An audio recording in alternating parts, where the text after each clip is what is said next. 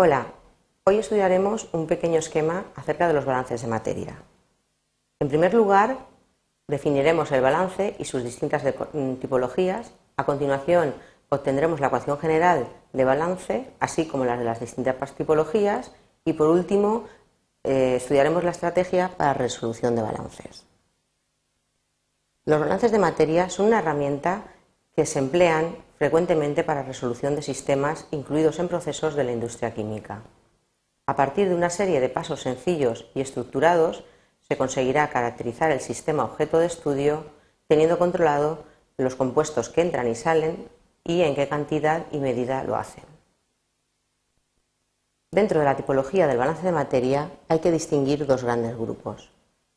Aquellos sistemas que operan en régimen estacionario, es decir, que no son función del tiempo, y los que operan en régimen no estacionario, que sí que lo son.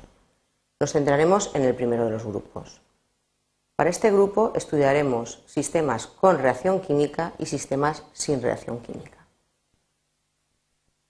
Para obtención de la ecuación de conservación de la materia, fijamos nuestra atención en un volumen de control en el cual definimos un entorno 1 por el cual entra un flujo de componente denominado m sub e a una velocidad v1 y evoluciona a lo largo de la superficie de control hasta llegar a un entorno 2 donde denominaremos la salida del flujo como m sub s a una velocidad v2.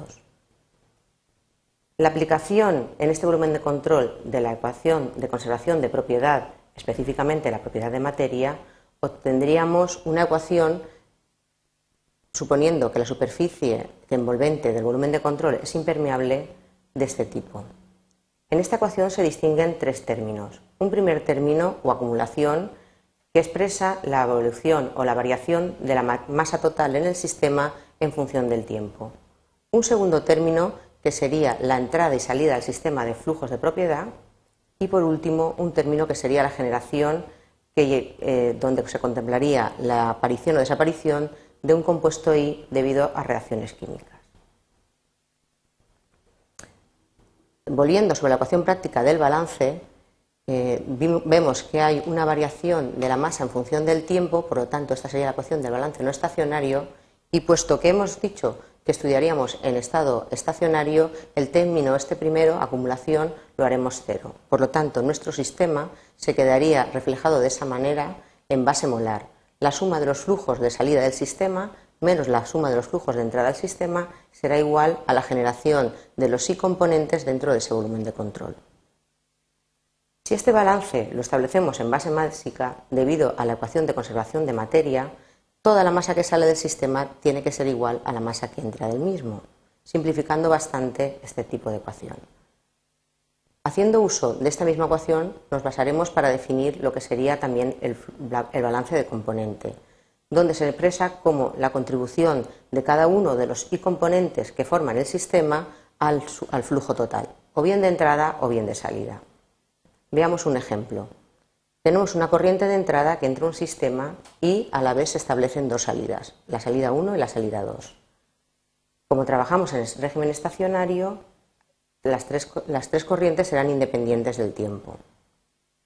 En la primera de las corrientes, la entrada, establecemos una masa de entrada y esa masa de entrada estará formada por tres componentes cuyas composiciones serán X1, X2 y X3. De la misma manera, estableceremos la masa de salida de la corriente 1 y la corriente 2. Vemos pues que cualquiera de las corrientes está definida como un flujo total, M, por ejemplo, que sería la masa total por unidad de tiempo, y una fracción másica de cada uno de los I compuestos que conforman el flujo total. Veamos un ejemplo sin reacción química. Tenemos un sistema donde entra una corriente alimento de F kilogramos por hora que está formada por dos componentes. Esos dos componentes, por ejemplo, podrían ser sal y agua. Sería un evaporador. Obtendremos como corriente salida una corriente de evaporado, E, en kilogramos por hora, exenta prácticamente de cloruro sódico o de sal, por lo cual sería vapor de agua, y una corriente de concentrado de composición X1, X2, que sería la salmuera. Veamos qué balances se podrían aplicar a este sistema. En primer lugar, el balance total. La masa que entra al sistema tiene que ser igual a la masa que sale del mismo. Es decir, El alimento que entra por F, los F kilogramos hora, se dividirá en dos corrientes, la corriente E más la corriente C. También podríamos plantear balances de componentes. En primer lugar, el componente 1, el cloruro sódico. La cantidad de cloruro sódico que entra al sistema, que la tenemos representada por este producto, es decir, el flujo total por la fracción o la contribución del cloruro sódico a ese flujo, será igual a la cantidad de cloruro sódico que sale por E, que en este caso será 0, puesto la composición es 0, más la cantidad de cloruro sódico que saldría por el concentrado, que será el flujo por su concentración, por su composición. De manera análoga, obtendríamos el balance de componente para el segundo elemento, que sería el agua. Por lo tanto, un sistema de dos componentes podríamos plantear hasta 3 balances. Linealmente independientes solamente existirían 2. Pasemos ahora a un ejemplo con reacción química. Si tenemos un reactor como el de la figura, donde se establece una corriente de entrada F en kilomoles, F se encuentra compuesto por el reactivo A y B, para obtener una corriente producto P, que se encuentra formado por el reactivo C y D como productos de reacción, más el exceso de A y B, puesto que el reactor tiene un grado de conversión que no es la unidad, y la reacción química la tenemos representada aquí arriba. Por cada mol de A se combinará con 2 de B para dar 1 de C y 3 de D. Podemos plantear los siguientes balances. En primer lugar, balance de componente. Para el componente A, por ejemplo, la masa que entra al sistema menos la masa que sale del sistema será la misma que la masa generada. O lo que es lo mismo, lo que aparezca del componente A en el sistema menos lo que desaparece. Planteemos el balance para este componente. La entrada al sistema del componente A sería el flujo total por su composición, menos la salida, que sería por la corriente P, también sería igual al flujo total por su composición. Y esto sería igual a la masa que aparece del reactivo A, que puesto que es un reactivo no aparecería, sino que en su caso desaparecería, y en una cantidad que nos la fijaría la conversión del reactor. Es decir, por cada F por XA moles que entran del reactivo A en el sistema, reaccionarán la conversión del reactor. De igual manera, podemos establecer el balance de materia para el componente B. En este caso, según la estequiometría de la reacción, por cada mol que actúa de A, reaccionarán 2 de B. Por lo tanto, el grado de desaparición del B será el doble que el de A. El siguiente balance sería para el producto C, donde la salida del componente C, que sería el flujo total por su composición, será igual a la generación. Como el componente C aparece estequiométricamente de la misma manera que desaparece el componente A, la aparición del mismo vendría dada por esta expresión. Y por último, el componente D, que según la misma estequiometría, por cada mol de A obtendríamos 3 de D.